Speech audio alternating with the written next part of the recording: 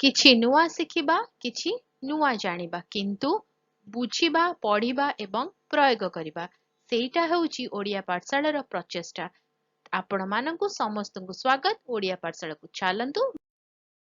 ମାତୃଭାଷାର ମହତ୍ତ୍ୱ ଉପରେ ରଚନାଟି ପ୍ରସ୍ତୁତ କରାଯାଇଛି, ଜାଣିବା ତା ଉପରେ। ଭାଷା ଦ୍ୱାରା ଭାବ ବୁଝି ହୁଏ। ମାତୃଭାଷା ହେଉଛି ସେହି ଭାଷା ଯେ ମା ପରି ଲାଗେ। ଶିଶୁ ଜନ୍ମ ହେଲେ ପ୍ରଥମେ ମାତୃଭାଷା ହିଁ କହିଥାଏ। ଆପେ ଆପେ ଶିଶୁ ଶିଖିଯାଏ ମାତୃଭାଷା। ତାର ଚତୁଃପାର୍ଶ୍ୱକୁ ସେ ବୁଝିଥାଏ ମାତୃଭାଷା ଦ୍ୱାରା ହିଁ। ପ୍ରଥମ କରି ଯେତେବେଳେ ସେ ବିଦ୍ୟାଳୟକୁ ଯାଏ, ସେ ନିଜ ମାତୃଭାଷାରେ କଥା ହେଇଥାଏ।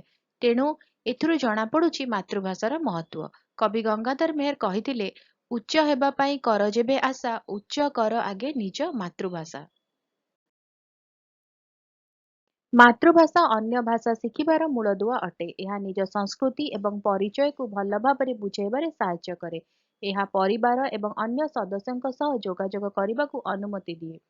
ଶିକ୍ଷା କ୍ଷେତ୍ରରେ ମାତୃଭାଷାର ମହତ୍ତ୍ୱ ବିଷୟରେ ୟୁନେସ୍କୋ ବହୁଭାଷୀ ଶିକ୍ଷା ପାଇଁ ଦୀର୍ଘ ଦିନରୁ ଓକିଲାତି କରି ଆସୁଥିଲା। ବିଦ୍ୟାଳୟର ପ୍ରାଥମିକ ବର୍ଷରୁ ମାତୃଭାଷାର ଭୂମିକା ଉପରେ ଗୁରୁତ୍ୱାରୋପ କରିଥିଲା। ଅନୁସନ୍ଧାନ କ୍ରମାଗତ ଭାବରେ ଦର୍ଶାଏ ଯେ ଯେତେବେଳେ ଛାତ୍ରଛାତ୍ରୀମାନେ ସେମାନଙ୍କର ମାତୃଭାଷାରେ ଶିଖନ୍ତି, ସେମାନେ ଉନ୍ନତ ଶିକ୍ଷଣ ଫଳାଫଳ ପ୍ରଦର୍ଶନ କରନ୍ତି। ଆମ ସଂସ୍କୃତିକୁ ଜୀବନ୍ତ ରଖିବାର ଭାଷା ହେଉଛି ପ୍ରାଥମିକ ମାଧ୍ୟମ। ପ୍ରାୟତଃ ଗୋଟିଏ ଭାଷାର ଅନ୍ୟ ଭାଷାର ପ୍ରତ୍ୟେକ ଅନୁବାଦ ଉକ୍ତ ଭାଷା ପରି ସମାନ ଅର୍ଥ ବା ଭାବ ପ୍ରଦାନ କରିପାରିବ ନାହିଁ। ତେଣୁ ଏକ ସଂସ୍କୃତିକୁ ଭଲ ଭାବରେ ଜାଣିବାର ସର୍ବୋତ୍ତମ ଉପାୟ ହେଉଛି ଭାଷା ବୁଝିବା। ମାତୃଭାଷା ଆମ ପାରମ୍ପରିକ ସାଂସ୍କୃତିକ ମୂଲ୍ୟବୋଧ ଏବଂ ଆମର ମୂଳ ସହିତ ସଂଯୁକ୍ତ କରିବାକୁ ସାହାଯ୍ୟ କରେ। ଯେତେବେଳେ ଜଣେ ବ୍ୟକ୍ତି ନିଜ ମାତୃଭାଷାକୁ ଭଲ ଭାବରେ ଜାଣେ, ଏକ ନୂତନ ଭାଷା ଶିଖିବା ସେମାନଙ୍କ ପାଇଁ ସହଜ ହୋଇଥାଏ। ଶିକ୍ଷାର ଗୁଣବତ୍ତା ଉନ୍ନତ କରିବାକୁ ଭାଷା ନୀତି ଗୁଡ଼ିକରେ ମାତୃଭାଷାର ଶିକ୍ଷାର ଧ୍ୟାନ ଦେବା ଆବଶ୍ୟକ।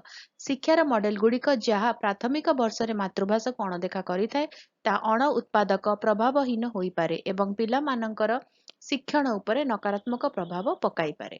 ରଚନାଟି କେମିତି ଲାଗିଲା ମୋତେ କମେଣ୍ଟ କରିକି ଜଣେଇବ। ଯଦି କିଛି ଡାଉଟ୍ ଅଛି, କିଛି କ୍ୱେଶ୍ଚିନ୍ସ ଅଛି, ମୋତେ କମେଣ୍ଟରେ ଜଣେଇବ। ଆଉ ଯଦି ଭଲ ଲାଗିଲା ତାହେଲେ ଭିଡ଼ିଓ ଟିକେ ଲାଇକ୍ କରିଦିଅ, ଭିଡ଼ିଓକୁ ଅନ୍ୟମାନଙ୍କ ସହିତ ସେୟାର କର। ଚ୍ୟାନେଲରେ ଯେଉଁମାନେ ନୂଆ ଆମ ସହିତ ଯୋଡ଼ି ହେବା ପାଇଁ ଚାହୁଁଛନ୍ତି, ଚ୍ୟାନେଲକୁ ପ୍ଲିଜ୍ ସବସ୍କ୍ରାଇବ୍ କରି ବେଲ୍ ଆଇକନକୁ ପ୍ରେସ୍ କରି ଅଲ୍ ନୋଟିଫିକେସନକୁ ଅନ୍ ରଖିଥାଅ। ଭିଡ଼ିଓ ଅପଲୋଡ୍ ହେଲେ ନୋଟିଫିକେସନ ପହଞ୍ଚିବ। ଆମେ ମିଶିକି ପଢ଼ିପାରିବା, ଜାଣିପାରିବା, ବୁଝିପାରିବା। ତାହେଲେ ଦେଖା ହବା ଆଗାମୀ ଭିଡ଼ିଓରେ। ଭଲରେ ରୁହ, ସୁସ୍ଥରେ ରୁହ, ମୋତେ ଅନୁମତି ଦିଅ। Bye bye.